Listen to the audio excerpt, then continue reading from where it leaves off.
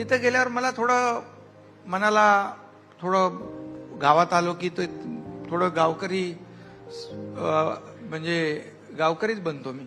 गावातले लोक येतात, अधिकाऱ्यांना मी बोलवतो. मी तुम्हाला सांगतो तिकडे क्लस्टर शेती करतोय आम्ही.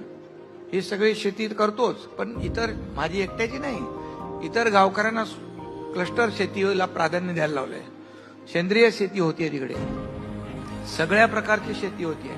500 प्रकारच्या दुर्मिळ औषधी वनस्पती आहेत तिकडे, मसाले होत आहेत, सगळं होतंय. त्या बांबू पण लावलेत आम्ही, म्हणजे बांबूची शेती.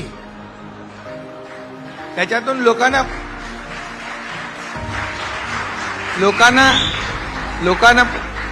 आणि वेगवेगळ्या प्रकारची व्हरायटी, म्हणजे वेगवेगळ्या प्रकारचे बांबू लावलेत असं म्हणायचंय तुम्हाला.